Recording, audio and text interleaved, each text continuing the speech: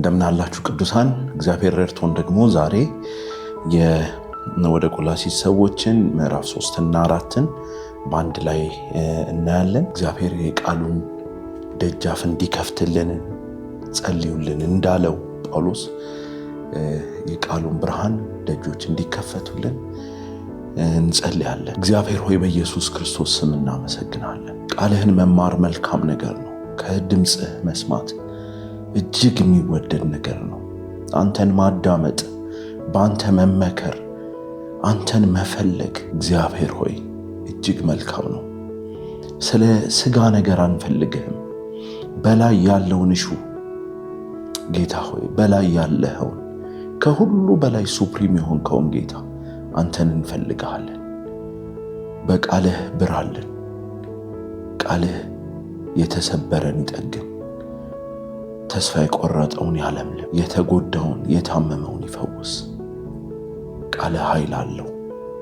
እግዚአብሔር ሆይ ተባረክ በኢየሱስ አሜን። እግዚአብሔር ስም የተባረከ ይሁን። ዛሬ መጀመሪያ ከምዕራፍ 3 እንጀምርና ምዕራፍ 4 ወይም መዝጊያውን አብረን እናያለን። ወደ ቆላስይስ ሰዎች ምዕራፍ 3 ቁጥር 1 እንግዲህ ከክርስቶስ ጋር ከተነሳችሁ ክርስቶስ በእግዚአብሔር ቀኝ ተቀምጦ ባለበት በላይ ያለውን እሹን፣ በላይ ያለውን አስቡ እንጂ በምድር ያለውን አይደለም።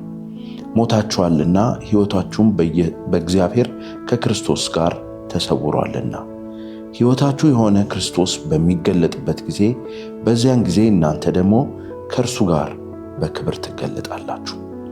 እንግዲህ በምድር ያሉትን ብልቶቻችሁን ግደሉ። እነዚህም ዝሙትና ርኩሰት፣ ፍትወትም፣ ክፉ ምኞትም፣ ጣዖትን ማምለክ መጎምጀት ነው። በእነዚህም ጠንቅ የእግዚአብሔር ቁጣ በማይታዘዙ ልጆች ላይ ይመጣል። እናንተም ደግሞ ትኖሩባቸው በነበራችሁ ጊዜ በፊት በእነዚህ ተመላለሳችሁ። አሁን ግን እናንተ ደግሞ ቁጣንና ንዴትን፣ ክፋትንም፣ ከአፋችሁ ስድብንም፣ የሚያሳፍርንም ንግግር፣ እነዚህን ሁሉ አስወግዱ። እርስ በርሳችሁ ውሸት አትነጋገሩ፣ አሮጌውን ሰው ከሥራው ጋር ገፋችሁታልና የፈጠረውንም ምሳሌ እንዲመስል ዕውቀትን ለማግኘት የሚታደሰውን አዲሱን ሰው ለብሳችሁታል። በዚያም የግሪክ ሰው፣ አይሁዳዊም፣ የተገረዘም ያልተገረዘም፣ አረማዊም፣ እስኩቴስም፣ ባሪያም፣ ጨዋ ሰውም መሆን አልተቻለም። ነገር ግን ክርስቶስ ሁሉ ነው፣ በሁሉም ነው።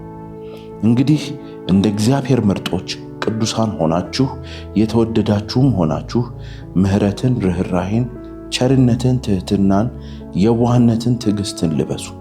እርስ በርሳችሁ ትዕግስትን አድርጉ። ማንም በባልንጀራው ላይ የሚነቅፈው ነገር ካለው ይቅር ተባባሉ። ክርስቶስ ይቅር እንዳላችሁ እናንተ ደግሞ እንዲሁ አድርጉ። በእነዚህም ሁሉ ላይ የፍጻሜ ማሰሪያ የሆነውን ፍቅርን ልበሱት። በአንድ አካልም የተጠራችሁለትን ደግሞ የክርስቶስ ሰላም በልባችሁ ይግዛ። የምታመሰግኑም ሁኑ። የእግዚአብሔር ቃል በሙላት ይኖርባችሁ። በጥበብ ሁሉ እርስ በርሳችሁ አስተምሩና ገስጹ። በመዝሙርና በዝማሬ በመንፈሳዊ ቅኔ በጸጋው በልባችሁ ለእግዚአብሔር ዘምሩ። እግዚአብሔር አብን በእርሱ እያመሰገናችሁ በቃል ቢሆን ወይም በሥራ የምታደርጉትን ሁሉ በጌታ በኢየሱስ ስም አድርጉት። የእግዚአብሔር ስም የተባረከ ይሁን። አሁን ትንሽ ሁለት ቁጥሮች ወደ ምዕራፍ 2 ከፍ ስንል ምዕራፍ 2 የተጠናቀቀው ከዓለማዊ ከመጀመሪያ ትምህርት ርቃችሁ ከክርስቶስ ጋር ከሞታችሁ እንደ ሰው ሥርዓት፣ ትምህርት፣ አትያዝ፣ አትቅመስ፣ አትንካ ለሚሉት ትእዛዛት በዓለም እንደሚኖሩ ስለምን ትገዛላችሁ? እነዚህ ሁሉ ለመደረግ ሊጠፉ ተወስነዋልና። ይህ እንደ ገዛ ፈቃድህ በማምለክና በትሕትና ሥጋንም በመጨቆን ጥበብ ያለው ይመስላል። ነገር ግን ሥጋ ያለ ልክ እንዳይጠግብ ለመከልከል ምንም አይጠቅምም ብሎ ነው ኮንክሉድ ያደረገው። ወዲያው ደግሞ እንግዲህ ከክርስቶስ ጋር ከተነሳችሁ፣ ከክርስቶስ ጋር ከሞታችሁ ከክርስቶስ ጋር ከሞታችሁ እነዚህ የሕግ ስርዓቶች ወይም ባለፈው እንዳየነው አምልኳዊ የሆኑ ስራዎች አይጠቅሟችሁም። መንፈስ ከፍ ለማድረግ መንፈስን ለመጥቀም የሚረዱ ነገሮች አይደሉም። መንፈስን ለማንሳት ጥበብ ያላቸው ነገሮች አይደሉም። ለክርስቶስ ከሞታችሁ እነዚህ ነገሮች በእናንተ ቫልዩ የላቸውም። ነገር ግን ይላል 3:1 ላይ ደግሞ ከክርስቶስ ጋር ከተነሳችሁ። እንግዲህ ከክርስቶስ ጋር ከተነሳችሁ ክርስቶስ በእግዚአብሔር ቀኝ ተቀምጦ ባለበት በላይ ያለውን ሹ፣ በላይ ያለውን አስቡ እንጂ በምድር ያለውን አይደለም። ሞታችኋልና ሕይወታችሁን በእግዚአብሔር ከክርስቶስ ጋር ተሰውሯልና። ምንድነው እያለ ያለው? ለዚህ ዓለም ሞታችኋል። ከሞታችሁ እነዚህ ሕግ አይገዟችሁ። ከተነሳችሁ ደግሞ ከክርስቶስ ጋር ከተነሳችሁ ደግሞ እነዚህን የቅድስና ሕይወቶች በሰው ፊት ፍሬ የሚሰጧቸውን መልካም ነገሮች ልትሰሩ የምትችሉበት ኃይል በሞት ከክርስቶስ ጋር አብሮ በመሞትና በመነሳት የሚሆን ሕይወትን በመካፈላችሁ ነው። ይሄ ሕይወት በእናንተ ውስጥ እንዲበዛ ደግሞ እሹ የት ያለው? በሰማይ ያለው። በምድር ያለውን ማየት እይታዎቻችን፣ ፎከሶቻችን፣ ልባችን፣ መረዳታችንና ሁሉ ነገራችን በሰማይ ያለው ላይ በላይ ያለው ላይ እንዲተከል እዛ ላይ ፎከስድ እንዲሆን ያስተምራል። ምክንያቱም ለዚህ ዓለም ሞታችኋል፣ ከዚህ ዓለም ደግሞ ወጥታችሁ ተነስታችኋል። አሁን ይህ ዓለም በእናንተ ላይ ምንም ፓወር የለውም። እዚህ ጋር እንግዲህ የምናየው 3:1 እስከ 4 ላይ ያለው ላይ የምናየው ነገር ዩኒቲ ዊዝ ክራይስት፣ ከክርስቶስ ጋር ያለን አንድነት ነው ወይም ህብረት ነው። እግዚአብሔር በክርስቶስ አካል እኛን እንዴት እንዳየን፣ እግዚአብሔር በክርስቶስ ማንነት በክርስቶስ ማዕቀፍ ውስጥ እንዴት እንዳየን አንድ ቦታ ምን ይላል? እዛው 3:15 ላይ በአንድ አካልም የተጠራችሁለት ደግሞ የክርስቶስ ሰላም በልባችሁ ይግዛ። የተጠራ ነው በአንድ አካል ነው። የታየ ነው በአንድ አካል ነው። ይሄም አካል የክርስቶስ አካል ነው። ፍጹም ንጹህ የሆነው የክርስቶስ አካል እኔንና እናንተን ቅዱሳንን ሁሉ ሪፕሬዘንት አድርጎ በሰማይ ያለው የክርስቶስ አካል። ለዚህ ነው የትም አልሞትንም፣ እዚሁ ምድር ላይ ነን ያለ ነው፣ እየኖርን ነው፣ እንደ ሰው እየበላን እየጠጣን ነው። ነገር ግን ከክርስቶስ ጋር ሞታችኋል፣ ደግሞም ከክርስቶስ ጋር ተነስታችኋል፣ ደግሞም እላይ በተቀመጠበት ቦታ ለመሆን ከዚህ ምድር ተሰውራችኋል በክርስቶስ ኢየሱስ። ይሄ አካል የክርስቶስ አካል በአንድ አካል የተጠራንለት የክርስቶስ ኢየሱስ አካል ከየትኛውም ነገር ሰውሮ ደብቆን አቅፎን ሰውሮን ያለበት አካል ነው። ይሄ አሁን እዚህ ጋር ያለን ትልቅ ኤኒሚ ምንድን ነው? አንደርስታንዲንጋችን ነው። በሮሜ መጽሐፍ ላይ ለኃጢአት እንደሞታችሁ ለእግዚአብሔር ግን ሕያው እንደሆናችሁ ቁጠሩ። ኮንሲደር ዮርሰልፍ ዴድ ፎር ሲን ኤንድ አላይቭ ፎር ጋድ። ይሄ አይምሮ ነው አሁን አልረዳ ያለው። ለክርስቶስ እንደሞትን ከክርስቶስ ጋር እንደተነሳን በአብ ቀኝ እንደተቀመጥን አልቆጥር አንደርስታንድ አላደርግ ያለው አይምሮአችን ስለሆነ ለአይምሮአችን ነው እየነገር ያለው። በሰማይ ያለውን እሹ ያንን ሲክ አድርጉ፣ ለዚህ ሞታችሁለታል እያለም ይነግራል። በገላትያ መጽሐፍ ምዕራፍ 2 ቁጥር 20 ላይ ጳውሎስ በፊት ለፊት ይናገራል። እኔ አሁን ሞቻለሁ፣ ያው ሆኜም አልኖርም፣ ለክርስቶስ ሞቻለሁ። እርሱ ስለ እኔ ስለሞተ እኔ ደግሞ ለእርሱ ሞቻለሁ። አሁን የምኖረው ህይወት በእግዚአብሔር በአንድ ልጁ ባለ እምነት ላይ የምኖረው ህይወት ነው። which means እኔ ለሱ ነው እየኖር ወይም እሱ በእኔ ነው እየኖር ያለው።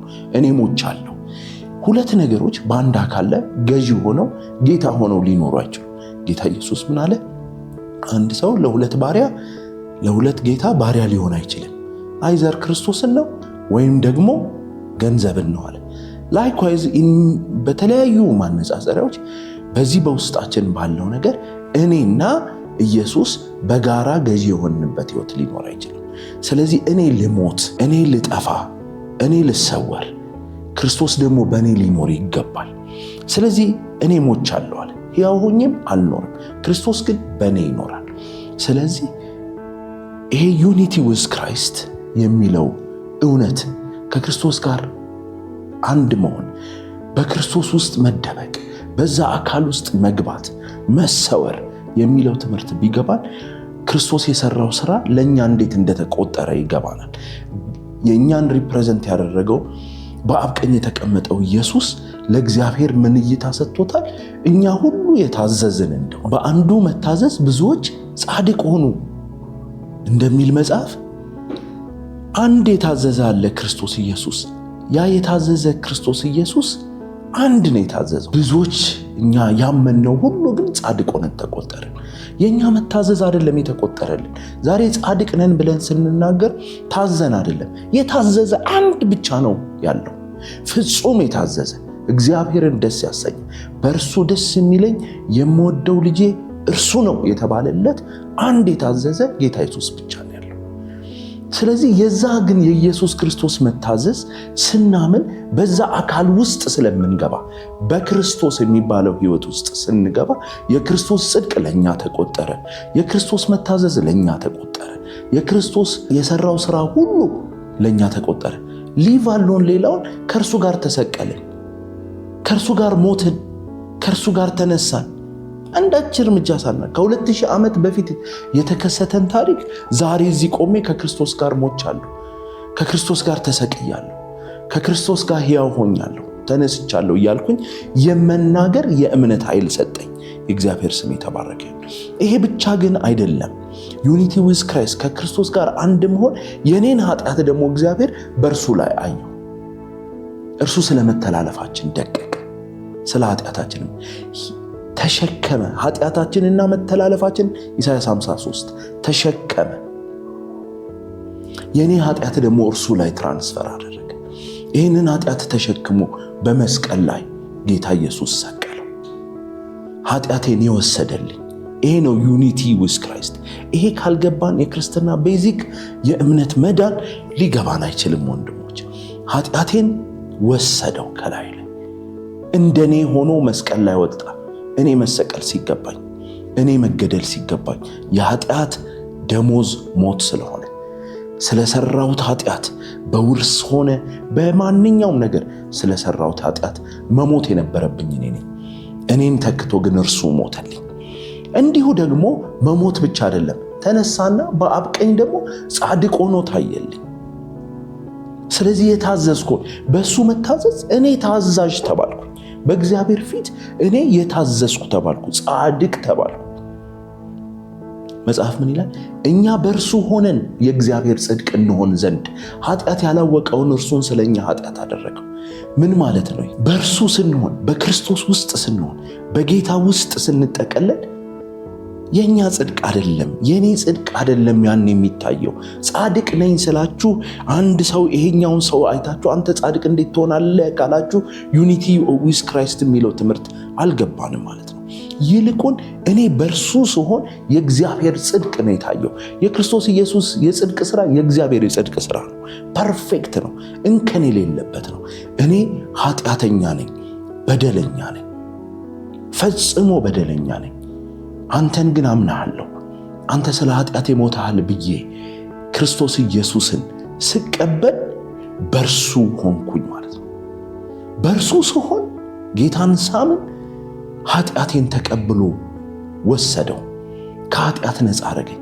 ይሄ የኔ ጽድቅ አይደለም። እናንተ በእርሱ ሆናችሁ የእግዚአብሔር ጽድቅ እንሆን ዘንድ ኃጢአት ያላወቀውን እርሱ ስለኛ ኃጢአት አደረገው።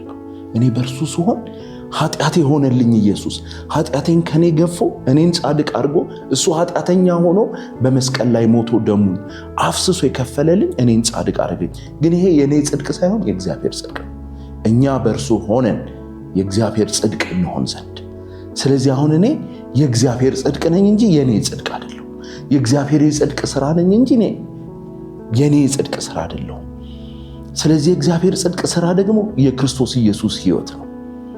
መጽሐፍ ሲናገር አንደኛ ዮሐንስ ምዕራፍ 5 ቁጥር 11 ላይ እግዚአብሔርም የዘላለም ሕይወትን ሰጠን፣ እርሱም ሕይወት በክርስቶስ ኢየሱስ ውስጥ የነበረ ነው። የክርስቶስን ሕይወት አምጥቶ ሲሰጠኝ በክርስቶስ ሕይወት ስገኝ፣ በዛ ሕይወት ውስጥ ስገኝ የእግዚአብሔር ጽድቅ ነኝ። ምክንያቱም የክርስቶስ ፍሬ ስለሆንኩኝ። ስለዚህ ይሄ ግን ሞታችኋል ተነስታችኋል፣ ሞታችኋል ተነስታችኋል ከእግዚአብሔር ጋር እያለ ደጋግሞ የሚያስረዳው ነገር ውስጥ አንድ ነገር አለ፣ መገለጥ የሚባል ነገር። ይሄ እኔ በክርስቶስ በሰማያዊ ስፍራ በቀኙ አስቀመጠን የሚለውን ነገር በእግዚአብሔር ቀኝ የተቀመጥኩ እንደሆንኩኝ፣ የእግዚአብሔር ጽድቅ እንደሆንኩኝ፣ ከክርስቶስ ጋር ሞቼ መነሳቴን በአብ ቀኝ መቀመጤን ፍጥረት እንዴት ያውቃል? እንዴት ነው የሚያውቀው ብለን ስናስብ ጌታ ኢየሱስ ምን አለ? ዓለም እኔን አላወቀኝም፣ ስለዚህ እናንተንም አያውቃችሁም ማለት። አሁን ባለንበት ሁኔታ ላያቀን ይችላል፣ ግን የመገለጥ ተስፋ አለ። በዚያን ጊዜ እናንተ ደግሞ ከእርሱ ጋር በክብር ትገለጣላችሁ። መቼ ያለ? ከክርስቶስ ጋር ተሰውሯል ካለ ሕይወታችሁ የሆነ ክርስቶስ በሚገለጥበት ጊዜ። በአብ ቀኝ ያለው ክርስቶስ እኛ ብቻ ያገኘ ነው፣ ያየ ነው፣ የቀመስ ነው፣ እዛ ሕይወት ውስጥ የገባን ይሄ አይደለም መጨረሻው። ክርስቶስ የሚገለጥበት የክርስቶስ ቀን አለ። ክርስቶስ ሲገለጥ፣ ያ ክርስቶስ በሚገለጥበት ጊዜ ግን እኛም በክብር ከክርስቶስ ጋር እንገለጣለን። ያኔ ነው በሰማይ ያለው ጽድቄ የታየልኝ የጽድቅ መጠን የታየልኝ በክርስቶስ በእግዚአብሔር የታየልኝ የክርስቶስ ልክ የጽድቅ ሕይወት ለእኔ እንኳን ስጋዊ ለመሆነው ሰው የሚገለጥልኝ ሪል የሚሆንልኝ ክርስቶስ በሚገለጥበት ጊዜ ነው። አዎ በእምነት ዛሬ ያውቃለሁ። አዎ በእምነት ዛሬ ይይዛለሁ። እግዚአብሔር በልጁ በኢየሱስ ክርስቶስ ጽድቅ በእቅፉ እንዳስገባኝ ልጁ እንዳረገኝ አምናለሁ። ይሄ እምነታችን ነው። ይሄ ግን እንዲገባን ከላይ ምን ይላል? ስለዚህ ክርስቶስ በእግዚአብሔር ቀኝ ተቀምጦ ባለበት በዛ ያለውን እሹ ከተነሳችሁ ከሞት ተነስተናል። ከሞት ካለ ክርስቶስ ከሞት ተነስቶ ወዴት ነው ሄደው? ወደ አብ ቀኝ ነው ሄደው። በአብ ቀኝ ነው የተቀመጠው።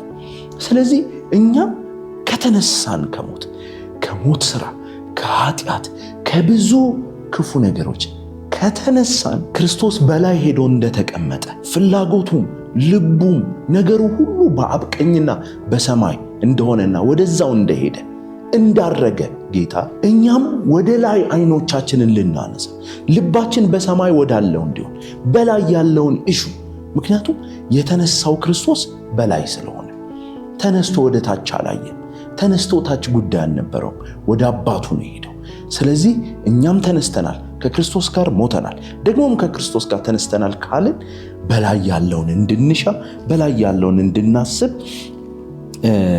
ያስፈልጋል። ይሄ በመንፈሳዊ ነገር በእምነታችን ፈጽሞ አልቆ የያዝነውን የእምነት ነገር አይምሯችን ግን እንዲረዳው ፕሮሰስና ዕውቀት መረዳትና የቃል ብርሃን መኖርና መመላለስ ይጠይቃል። ይሄ ስብዕና እንዲረዳ።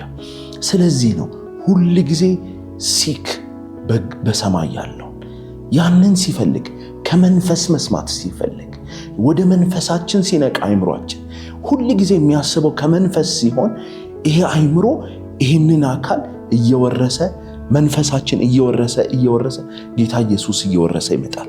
ያኔ እስከ ክርስቶስ ቀን ድረስ በዚህ መንፈስ እንጠበቃለን ማለት ነው። ጳውሎስ ወረድ ብሎ ስለዚህ ነገር ይናገራል። ቁጥር 5 እንግዲህ በምድር ያሉትን ብልቶቻችሁን ግደሉ፣ እነዚህም ዝሙትና ርኩሰት እያለ ይቀጥላል። አሁን ወዲያውኑ እዚህ ጋር ላይ 2:21 ጀምሮ ያዝ አትያዝ፣ አድርግ አታድርግ የሚሉ ትምህርቶች አይጠቅምም ይልና 3:5 ላይ ደግሞ ብልቶቻችሁን ግደሉ፣ ዝሙት አታድርጉ፣ አትዋሹ፣ እርስ በርስ እንትን አትበሉ እያለ ብዙ ነገሮች ይደረድራል። ሆል ምዕራፍ ማለት እንችላለን። ምንድን ነው እየሆነ ያለው? እዛው አንድ ስቴትመንት በአንድ ፓራግራፍ የሚጋጭ ነገር ነው። እዚህ አድርግ አታድርግ ጥቅም የለውም ይላል፣ እዚህ ጋር ደግሞ አድርጉ ይላል። እያለ ያለው ይሄንን ነው።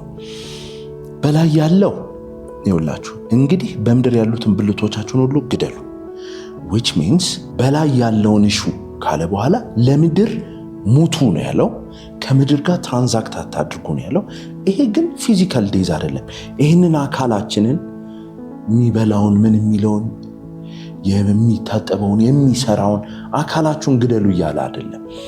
ምክንያቱም በምዕራፍ 2 ላይ እንዳየነው እነዛ በተለይ ፔጋን እና የኖስቲክ እምነቶች በጣም ፊዚካል ነገሩን የሚቃወሙና በፐርሲኪዩሽን አሰንቲንግ የሆነ በጣም ክፉ የሆነ ሲቪየር የሆነ የቦዲሊ አቢዩዝ ሰውነታቸውን እየጎዱ ፊዚካል ሰውነታቸውን እየጎዱ የሚኖሩበት እምነት ነው።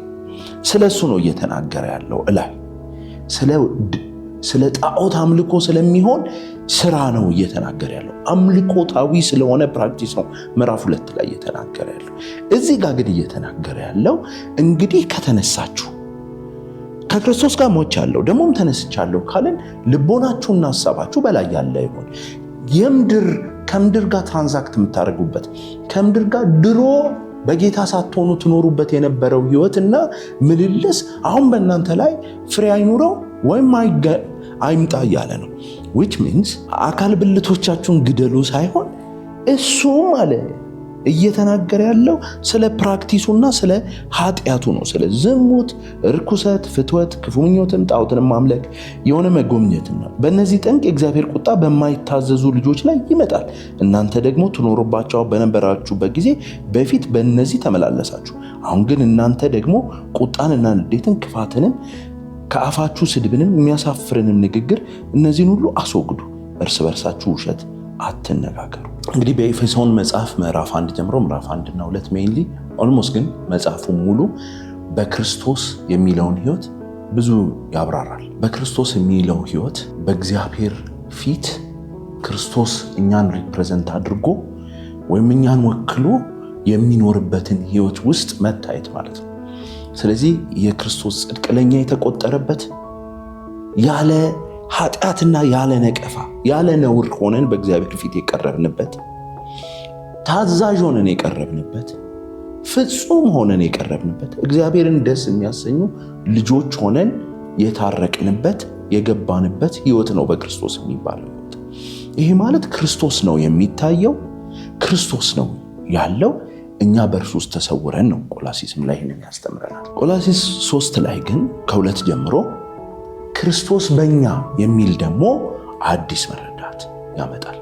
2 ላይ ክርስቶስ በእኛ የክብር ተስፋ ነው። ክርስቶስ በእኛ ደግሞ እንዴት ነው? በዚህ ምድር ላይ እየታየን ያለ ነው ወይም እየተዳሰስን እየተጨበጥን ያለ ነው እኛ ነዋሪዎች ወይም እኛ በሊቨርስ አማኞች ነን። በውስጣችን ግን ክርስቶስ አለ፣ ጌታ ኢየሱስ አለ።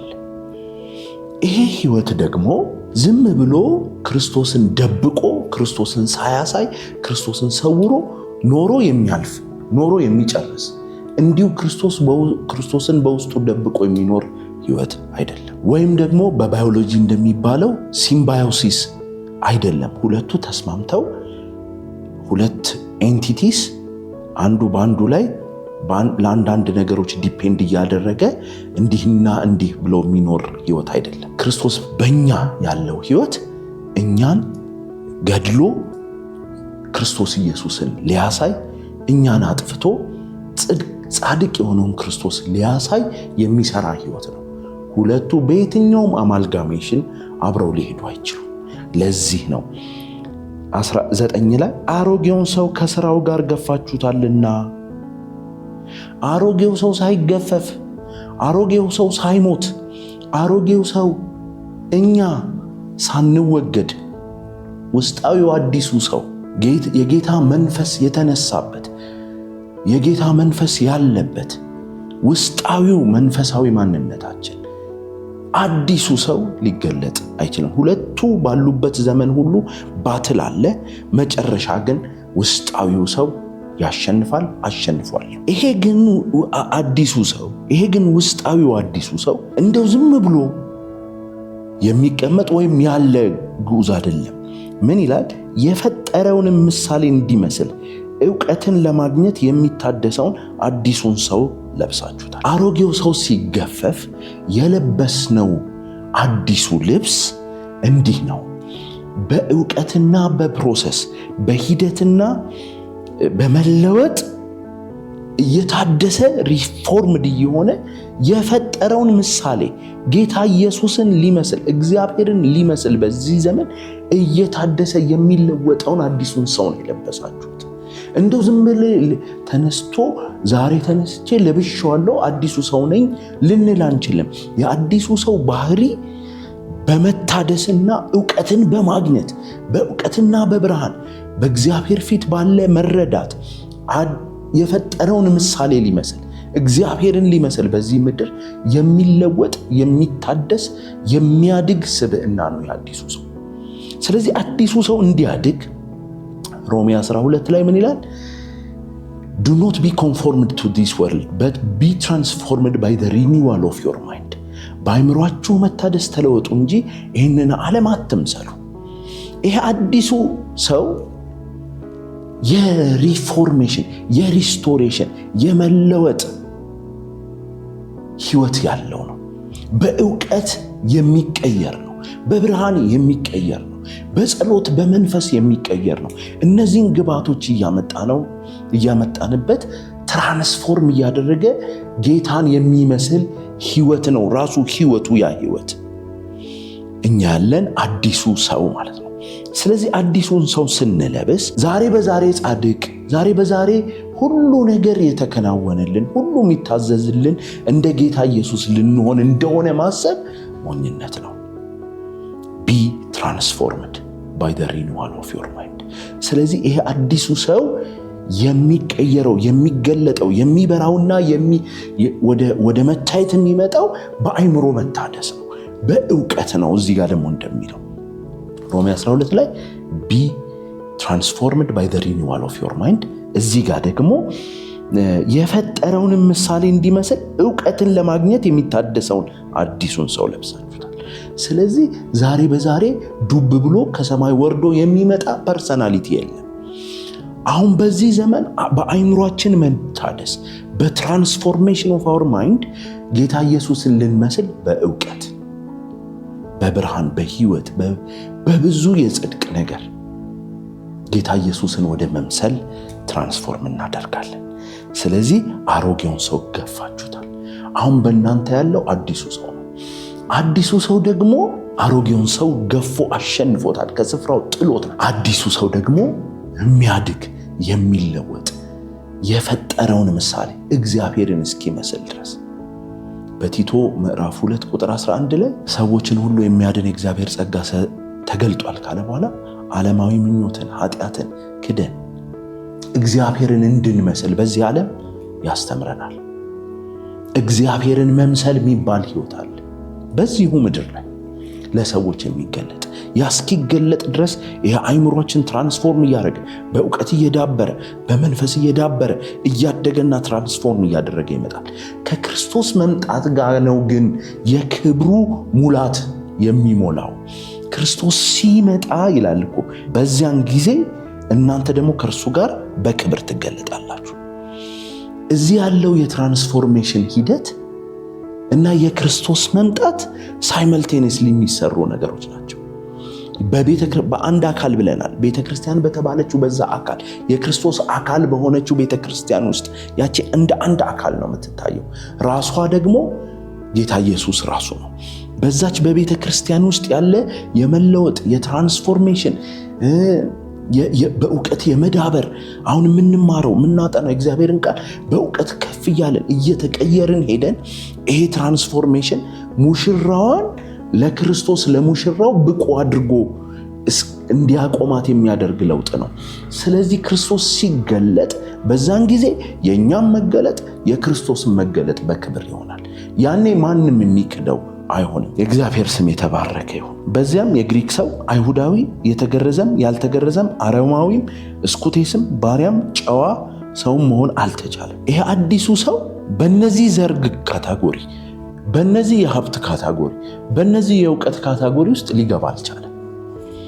አዲሱ ሰው ከነዚህ ሁሉ ካታጎሪ ወጣና በክርስቶስ የሚባል አዲስ ካታጎሪ ፈጠረ። ስለዚህ ወዳጆቼ በግልጽ የምንናገረው በሰው ምድብ፣ በዘር፣ በሃይማኖት፣ በከለር፣ በሀብት፣ በእውቀት ባለ ካታጎሪ እናንተ ከዚህ በኋላ ልትገመቱ አትችሉም፣ ልትወሰኑ አትችሉም። የትኛውም የሰው አደረጃጀት እናንተን ሊገልጽ አይችልም። ይልቁን በክርስቶስ የሆናችሁበት አዲሱ ሰው በአብ ቀኝ የታያችሁበት ያ የክርስቶስ አካል እርሱ ብቻ ይሆናል መለያችሁ ማለት ነው። አልተቻለም ካለን ነገር ግን ክርስቶስ ሁሉ ነው፣ በሁሉም ነው። እግዚአብሔር ለዘላለም ይባረክ። ምን ይጎለናል ክርስቶስ እያለ? አሁን እኮ የአንድ ሃይማኖት አባል በመሆን ብንታወቅ የዛች ግሩፕ የዛች ቡድን ብቻ አባል ነው ምን ሆነ። ለሌላው ጠላትም አንታጎናይዝ የሚያደርገ ጠላትም ልንሆን እንችላለን። በክርስቶስ ግን ስንሆን ክርስቶስ በሁሉ ክርስቶስ ሁሉም ነው። ስለዚህ የእግዚአብሔር ስም ይባረክ። እኛን ምን ይለናል? በጣም የሚገርም ቃል ነው። ቁጥር 12 እንግዲህ እንደ እግዚአብሔር ምርጦች፣ አይገርም? እግዚአብሔር እንደ አንድ የኳስ አሰልጣኝ ኮች 11 ምርጥ ተጫዋቾችን መርጦ ለጨዋታ እንደሚያስገባ፣ የተሻሉትን በየቦታቸው አሰልጥኖ እንደሚያስገባ፣ ከላይ ባለው በመንፈሱ በእግዚአብሔር በክርስቶስ ሕይወት ያሰለጠነን ሰዎች ወደ ሜዳው እንደ ኮች የከተተን አሁን በዚህ ምድር ላይ ይህንን ጨዋታ እንድንጫወት የእግዚአብሔር ምርጦች ተብለን የተቆጠረን በእግዚአብሔር ልክ ማለት ነው። ቅዱሳን ሆናችሁ የተወደዳችሁም ሆናችሁ ምሕረትን፣ ርኅራኄን፣ ቸርነትን፣ ትህትናን፣ የዋህነትን፣ ትዕግስትን ልበሱ። እርስ በርሳችሁ ትዕግስትን አድርጉ።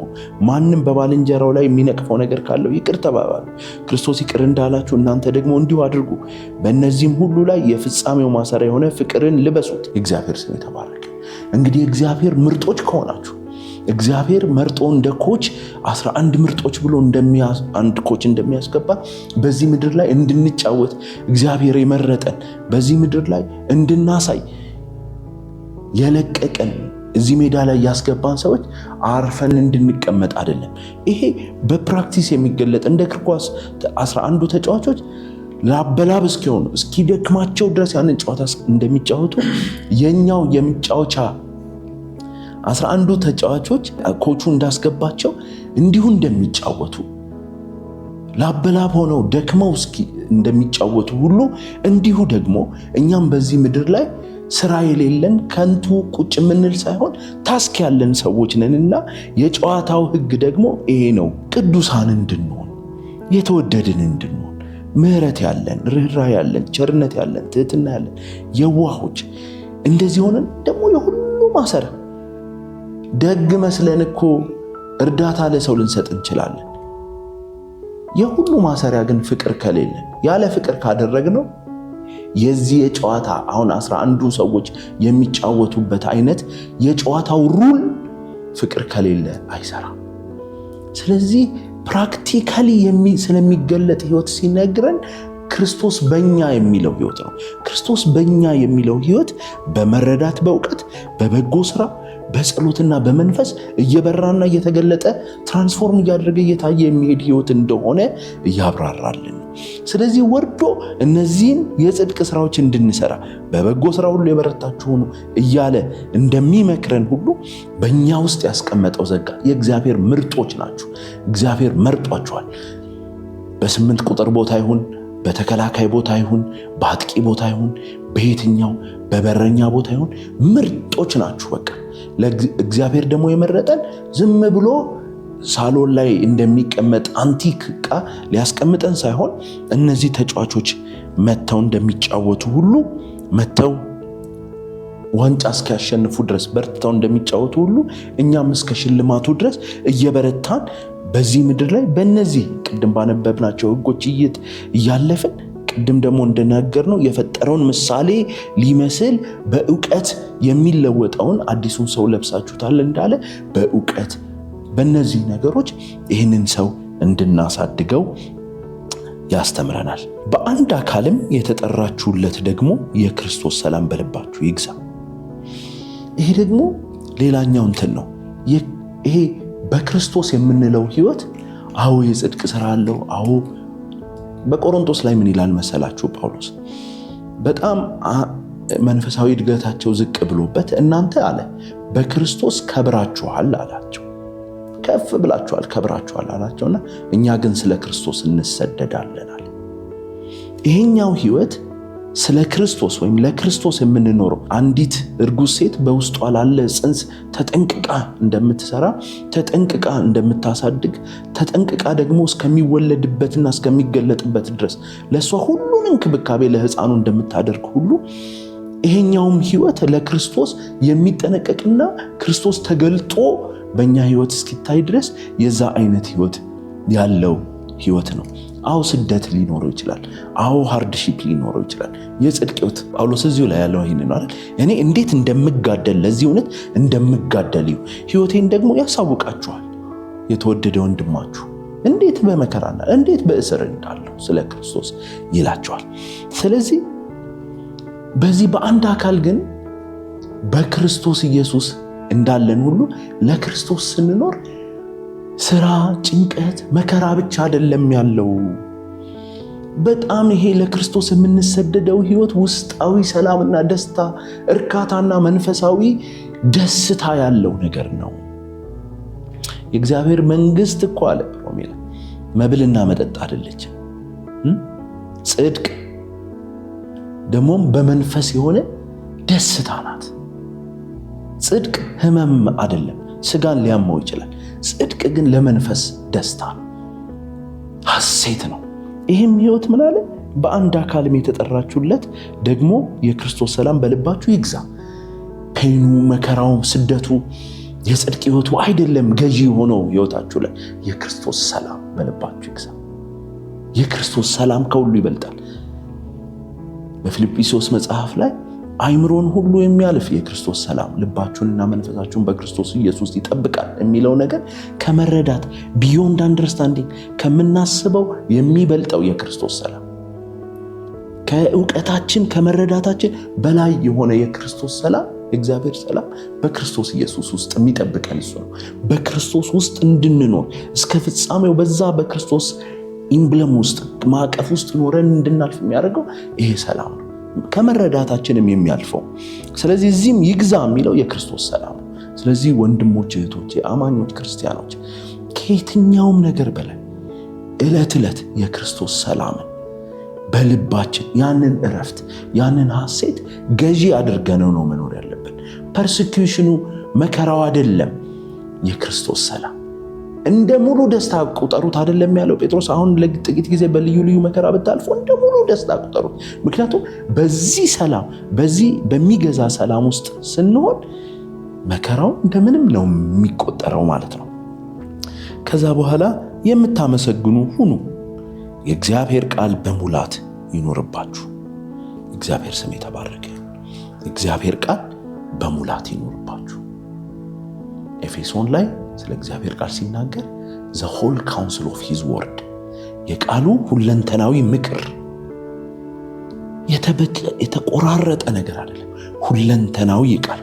እዚህ ደግሞ የቃሉ ሙላት። ወንድሞቼ እህቶቼ የእግዚአብሔርን ቃል ልናነብ በውስጣችን ልንጠብቀው ያስፈልጋል። ስለ እግዚአብሔር ማወቅ ስላልፈለጉ ሮሜ 1:28 ላይ ስለ እግዚአብሔር ማወቅ ስላልፈለጉ እንግሊዘኛው they don't want to have the knowledge of God። ስለዚህ ለማይረባ አይምሮ አሳልፎ ሰጣቸው። ወዳጆቼ አንደኛው ቨርዥን እንደውም they don't want to retain the knowledge of God ነው የሚለው።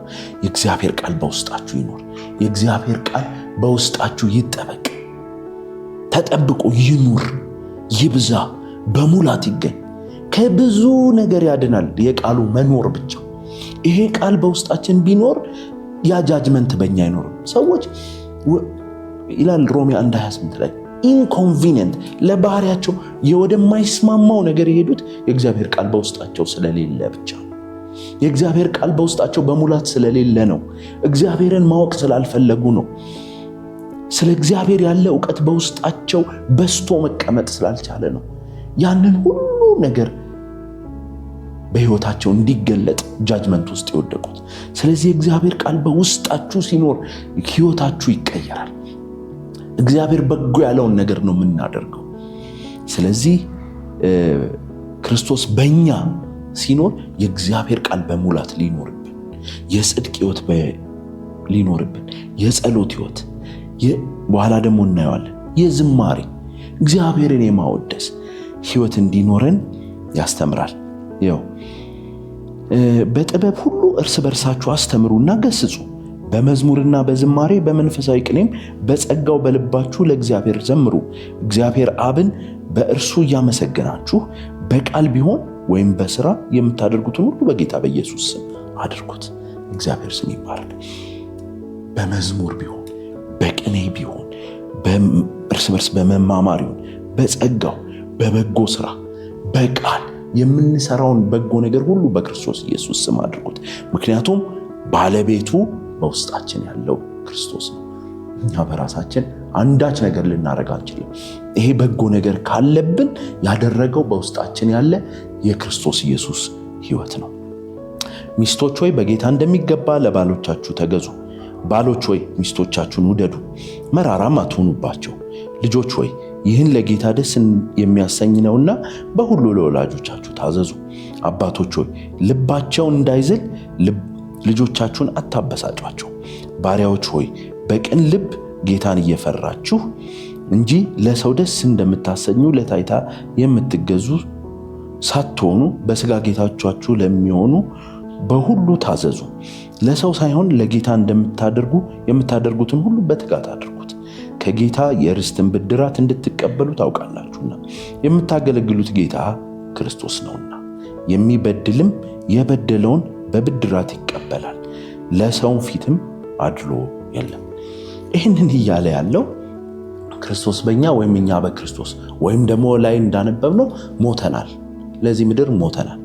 ለዛ ተነስተን ደግሞ በሰማይ ነን ብለን ይህንን ምድር እርግፍ አድርገነው እንዳንኖር በዚህ ምድር ውስጥ የሰማይ ኑሮ አለ ብሎ ባልና ሚስት ሕይወት እንዴት እንደሚኖር የልጆችና አባት ወላጆች እንዴት ኢንተራክሽን እንዳላቸው ባሪያና ጌታ ምን አይነት ኢንተራክሽን እንዳላቸው አድርጎ እነዚህ ሁሉ መንፈሳዊ ነገሮች እንደሆኑ ጌታን እየፈራችሁ አድርጉት።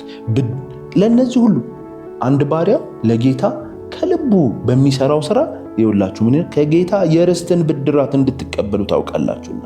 አንድ መልካም ባል ለሚስቱ በሚያደርገው መልካም ስራ ብድራቱን ከጌታ ይቀበላል። አንድ መልካም ልጅ ለወላጆቹ በትክክል የሚገዛ ልጅ ወላጆቹን ቢያስደስት ብድራቱን ከጌታ ይቀበላል። ምንድነው የሚለው? የሚበድልም የበደለውን በብድራት ይቀበላል። በትክክል የሚሰራ ደግሞ ብድራቱን የርስት ብድራቱን ይቀበላል እና ለሰው ፊትም አድሎ የለም። ይሄ ለዚህና ለዚያ ስለሆናችሁ ሳይሆን ያለ አድሎ በስራችሁ የምታገኙት ነገር ነው ይለናል። የእግዚአብሔር ስም የተባረከ ይሁን። ምዕራፍ 4ን እናነብና ኮንክሉዥንና መዝጊያ ነው። አንድ ላይ አንብበለው አንድ ሁለት ፖይንቶችን ላይ ተነጋግረን እንጨርሳለን። የሐዋርያው የቅዱስ ጳውሎስ መልእክት ወደ ቆላስይስ ሰዎች ምዕራፍ 4 ጌቶች ሆይ እናንተ ደግሞ በሰማይ ጌታ እንዳላችሁ ታውቃላችሁና ለባሪያዎቻችሁ በጽድቅና በቅንነት አድርጉላቸው። ከማመስገን ጋር በጸሎት እየነቃችሁ ለእርሱ ትጉ። በዚያን ጊዜም ስለ እርሱ ደግሞ የታሰርኩበትን የክርስቶስን ምስጢር እንድነገር እግዚአብሔር የቃሉን ደጅ ይከፍትልን ዘንድ ስለኛ ደግሞ ጸልዩ። ልናገር እንደሚገባኝ ያህል እገልጠው ዘንድ ጸልዩልኝ። ዘመኑን እየዋጃችሁ በውጭ ባሉት ዘንድ በጥበብ ተመላለሱ። ለእያንዳንዱ እንዴት እንድትመልሱ እንደሚገባችሁ ታውቁ ዘንድ ንግግራችሁ ሁል ጊዜ በጨው እንደተቀመመ በጸጋ ይሁን።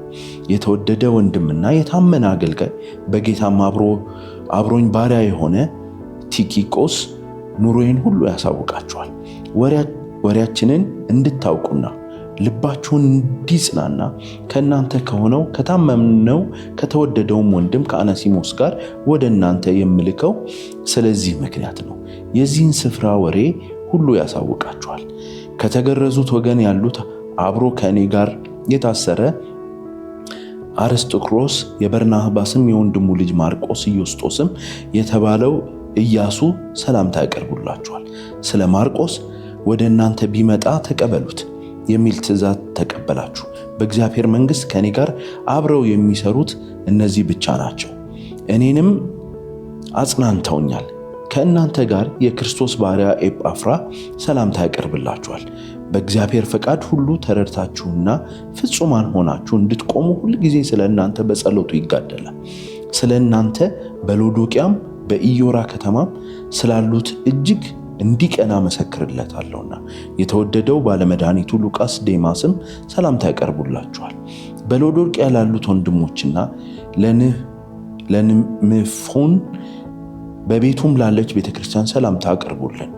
ይህችም መልእክት በእናንተ ዘንድ ከተነበበች በኋላ በሎዶቅያ ሰዎች ማህበር ደግሞ እንድትነበብ አድርጉ። ከሎዶቅያም የምትገኘውን መልእክት እናንተ ደግሞ አንብቡ። ለአቅሪጳም በጌታ የተቀበልኸውን አገልግሎት እንድትፈጸመው ተጠንቀቅ በሉልኝ። በገዛ እጄ የተጻፈ የእኔ የጳውሎስ ሰላምታ ይህ ነው። እስራቴን አስቡ። ጸጋ ከእናንተ ጋር ይሁን። በምዕራፍ 3 ላይ እንዳለን ኮንክሉዥን ነው ምዕራፍ 4 ላይ የሰጠው። መጀመሪያ ላይ ሚስቶች ሆይ ብሎ እንደጀመረው ቅድም እንዳወራ ነው መንፈሳዊ ፍጡሮች ሚስቲክ ህይወት ያለን እንደ ኖስቲክ አስተማሪዎች ይሄ ፊዚካል ነገራችን ኮንሲደር የማይደረግ ዋጋ የሌለው ሪጀክት የሚደረግ የሚገፋ ወይም ሰይጣን እንደሆነ ኢቪል እንደሆነ የሚቆጠር ነገር አይደለም። ሰው የትዳር ህይወት በእግዚአብሔር ፊት ንጹህ ነው። ትዳር ክቡር፣ መኝታው ንጹህ ነው እንደሚል ማለት ነው። ስለዚህ ይሄ ክርስትና ይህንን ፊዚካል ህይወት አይደለም የሚጣላ ያለው በዛ ውስጥ የሚሰራውን ነገር ነው። ምዕራፍ 3 ላይ እንግዲህ በምድር ያሉትን ብልቶቻችሁን ግደሉ፣ እነዚህም ዝሙትና ርኩሰት ፍትወትም ናቸው እያለ ይደረድራል። አካሉን ሳይሆን በዛ ውስጥ የሚሰራውን ክፉ ኃጢአት ነው እንጂ ያንን አይደለም። ስለዚህ እንደዛ እምነት አይደለም። ሚስቶች ያላችሁ እንደዚህ ኑሩ፣ ባሎች እንደዚህ ሁኑ፣ ልጆች እንደዚህ ሁኑ ካለ በኋላ ባሪያዎች እንደዚህ ተገዙ አለና ጌቶች ደግሞ እናንተም ሌላ ጌታ አላችሁ ከበላይ። የፈለክ ሀብታም የፈለክ የዓለም ገዢ ብትሆን ጌቶች ሆይ እናንተ ደግሞ በሰማይ ጌታ እንዳላችሁ ታውቃላችሁና ለባሪያዎቻችሁ በጽድቅና በቅንነት አድርጉላቸው። እግዚአብሔር በጽድቅና በቅንነት የሁሉ ጌታ የሆነው ለቆልን ሳለ ሰዎች ላይ እንዳንበረታ ለሰዎች ጽድቅና ቅንነት በጎነት ማድረግን የህይወት ፓርት አድርጎ መኖር እንደሚያስፈልግ ነው። ከማመስገን ጋር በጸሎት እየነቃችሁ ለእርሱ ትጉ።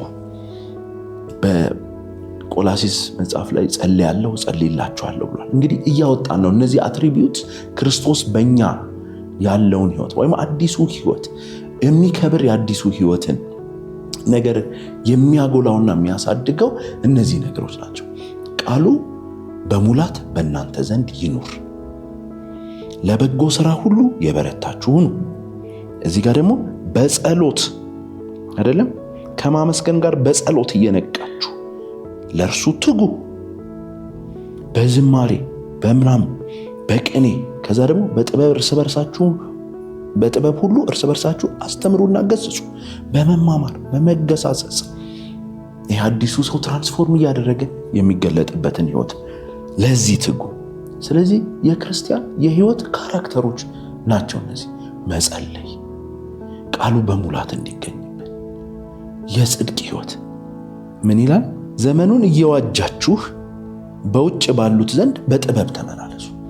ይሄ ህይወት በእኛ ውስጥ ሊገኝ ደግሞ በውጭ ላሉት ለማያምኑት በጥበብ እየኖርን ምሳሌ ልንሆናቸው እጅግ አስፈላጊ ነገር ነው ማለት ነው። ከዛ በኋላ በዚያን ጊዜም ስለ እርሱ ደግሞ የታሰርኩበትን የክርስቶስን ምስጢር እንድነግር እግዚአብሔር የቃሉን ደጅ ይከፍትልን ዘንድ ስለኛ ደግሞ ጸልዩ።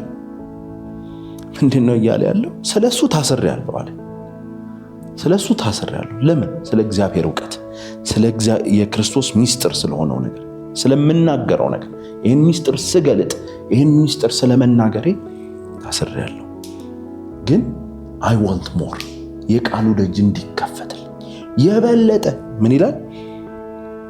ስለኛ ደግሞ ጸልዩ፣ ልናገር እንደሚገባኝ ያህል እገልጠው ዘንድ ጸልዩ። ይህንን የመሰለ በጣም የሚደንቅ መገለጥ እኛ እኮ ዛሬ ይህንን ስለመረዳትን ይህንን አንደርስታንድ ማድረግ ነው ጥበብ እያደረግን ያለነው። ይህንን ዕውቀት ከሰማይ ተረድቶ የጻፈልንና የነገረን ጳውሎስ ነው። ከዚህም በላይ ገልጠው ዘንድ ከዚህም በላይ ይበራ ዘንድ።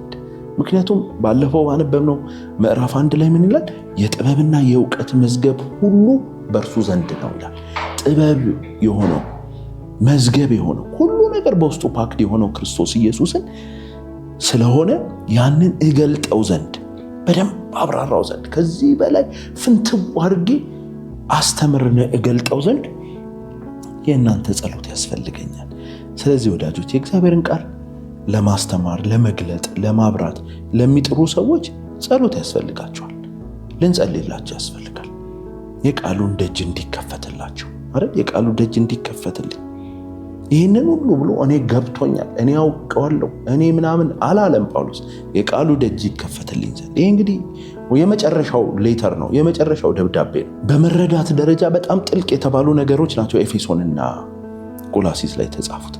ግን የቃሉ ደጅ ይከፈትልኝ ዘንድ ዛሬ ወዳጆች ከዚህ ከጳውሎስ መልእክቶች ላይ ተነስተን እሱን ከመረዳት አልፈን የበለጠ የቃሉን ብርሃን ደጆች ተከፍተውልን እንድናይ ጸሎት ያስፈልገናል።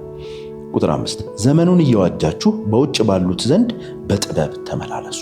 ዘመኑን እየዋጃችሁ ማለት በጣም የሚገርማችሁ ኢቭል ወይም ክፉ የትውልድ አለው። ክፉ ትውልድ ይላል ባይብል፣ ክፉ ዘመን ይላል ባይብል። ስለዚህ ይሄ በዚህ ክፉ ዘመን ውስጥ ክርስቲያን የሚኖረው እያንዳንዱን ቀን እያንዳንዱን ዘመን ዋጋ ከፍሎ እየዋጀ ነው። በጸሎት እያስነጠቀ፣ በመረዳት እየነጠቀ፣ በጽድቅ ስራ እየነጠቀ ነው መኖር ያለበት። ስለዚህ ዘመኑን እየዋጃችሁ በውጭ ባሉት ዘንድ በጥበብ ተመላለሱ። በውጭ ያሉት ሰዎች ይህንን ህይወት አይተው ተስበው ፍሬያችሁን አይተው እንዲመጡ በጥበብ እንድንመላለስ በፍሬ እንድንመላለስ ይመክረናል። ለእያንዳንዱ እንዴት እንድትመልሱ እንደሚገባችሁ ታውቁ ዘንድ ንግግራችሁ ሁልጊዜ በጨው እንደተቀመመ በጸጋ ይሁን። ከዛ በኋላ እንግዲህ ስለ እኔ ይነግሯችኋል አለ። አንድ የሚገርም ፖይንት ከነሱ ጋር የነበረ ነው ኤጳፍራና ከእናንተ የሆነ የክርስቶስ ባሪያ ኤጳፍራ ሰላምታ ያቀርብላችኋል። በእግዚአብሔር ፈቃድ ሁሉ ተረድታችሁና ፍጹማን ሆናችሁ እንድትቆሙ ሁልጊዜ ስለ እናንተ በጸሎቱ ይጋደላል። የዚህ ሰውዬ የጸሎት መጋደል ያለው ምን ላይ ነው? እናንተ ይላል እንዳለ ቤተክርስቲያኑ ያችን ቤተክርስቲያን ፍጹማን ሆናችሁ በእግዚአብሔር ፈቃድ በእግዚአብሔር ፈቃድ ሁሉ ተረድታችሁን። የእግዚአብሔርን ፈቃድ ጳውሎስ ሲጀምር ምንድን ነው? መንፈሳዊ ልቦናችሁ አይኖች ቢበሩ አይደል? ኤፌሶን ላይ የእግዚአብሔርን ፈቃድ እንድታውቁ ጸልያለሁ እንዳለ፣ ይሄ ደግሞ የሚጸልየው ይሄንን ነው። የእግዚአብሔርን ፈቃድ እንድትረዱ ፍጹማን ሆናችሁ እንድትቆሙ ሁልጊዜ በጸሎት ይጋደል ይላልና አንዳንድ ጊዜ እግዚአብሔር እንደዚህ አይነት ሰዎች ለአንድ ማህበረሰብ ለእምነት ማህበረሰብ ይህንን ያህል ፍቅርና መሰጠት ያለበት ሄዶ ርቆ ጳውሎስ ጋር ነው ያለው። ግን የሚጋደለው ሁልጊዜ የጸሎት ርዕሱ እነዚህ ስብስቦች እግዚአብሔርን ፈቃድ አውቀው ተረድተው እንዲኖሩና ፍጹማን ሆነው በእግዚአብሔር ፊት እንዲቆሙ ፈርምሊ እንዲቆሙ ጸሎቱ የሚጋደልበት ጸሎት ይሄ ነውና እንደዚህ እንድንሆን ነው ጳውሎስ ያስተማረን። ሎዶቅያ የምትባለው ቤተክርስቲያን ከዚሁ ቤተክርስቲያን ቅርብ የሆነች ቦታ ነው። በአንድ አይነት ኮንቴክስት ውስጥ በተቀራረበ ኮንቴክስት ውስጥ ነው ያሉት። የሮማን ኢምፓየር እንዲያውም የሎዶቅያን ቤተክርስቲያን የሎዶቅያን ከተማ ዋና ከተማ የዛ የሪጅን ዋና ከተማ አድርጓታል። እቺ ደግሞ ቀጥሎ ያለች ከተማ ናት። እንግዲህ ጌታ ኢየሱስ ይባረክ። የቆላሲስ መጽሐፍን እንደዚህ እንረዳለን። ሁሉም ነገር ዝርዝሩ ይቅር፣ በአንድ ቃል እንዝጋው ብንል የቆላሲስ መጽሐፍ ክርስቶስ በእኛ የክብር ተስፋ ነው። ክርስቶስ በእኛ ይሄ ቢገባን ዛሬ ስለ ቅድስና ህይወት አድርጉና አታድርጉ በሚል ሴንስ ብቻ አይደለም እንማረው። አንዲት እርጉዝ ቅድም እንዳልኩት ማህፀኗ ስለያዘችው ህፃን እንዴት እንደምትጠነቀቅ እንዴት እንደምታሳድግ የሚገባውን ሁሉ ከውስጧ እየተሰጠው እንደሚያድግ ክርስቶስ በውስጣችን ካለ ዛሬ እንዴት ነው? ምንስ ያከላል? በውስጣችን ያለው በእውነት ለመገለጥ ደርሷል? እርግዝናው ገፍቷል? ክፉ ዘመናት አልፈን ለመገለጥ የደረሰ ነው? ገና ግን ወይስ ገና መረገዙ የማይታወቅ ገና ፊተስ የስንት ሳምንት ጽንስ ነው? ይሄ ህይወታችንን ይመለከታል። እንዲያድግና እንዲገለጥ የክርስቶስን መምጣት እንዲቀርብ ቤተክርስቲያን በአንድ አካል ህዝቧን በክርስቶስ ህይወት ውስጥ በእነዚህ አትሪቢዩት ባነበብናቸው የቃል ሙላት በመገኘት በውስጣችን በጸሎት ተግተን በበጎ ስራ ሁሉ በርትተን በዝማሬ በመንፈሳዊ ቅኔ በጥልቅ መማር የቃሉ ብርሃን እየበራልን በመማር እግዚአብሔር እስከ ክርስቶስ ቀን ድረስ እንዲጠብቀን የክርስቶስ ቀን ላይ ደግሞ በክብር ስለምንገለጥ የክብር ተስፋ ያለን ስለሆነ እዛ እስክንደርስ ደግሞ ገዢው የሆነው የክርስቶስ ሰላም መሆኑን እያሰብን በክርስቶስ ሰላም ሪጆይዝ እያደረግን እየተደሰትን ሐሴት እያደረግን እስከ ክርስቶስ ቀን ድረስ እንድንተጋ እንድንቆም እንድንጸና እግዚአብሔር ይርዳን። እንግዲህ በሱ የተመሰረታችሁ የጸናችሁ የተደላደላችሁ ሆናችሁ ተመላለሱ እንዳለን ስትሮንግ እንድንሆን ስቴብል እንድንሆን በዛ ላይ ደግሞ ዳይናሚክ ሆነን እንድንንቀሳቀስ ይሄ ቃል ያስተምረናል። በጣም አደገኛ ትምህርቶች ያሉበት ከተማ ነው። በጣም ከላይ ነው የነገርኳችሁ ስለ ኖስቲሲዝም ቤተክርስቲያንን በጣም የበጠበጠ አስተምህሮ ነው።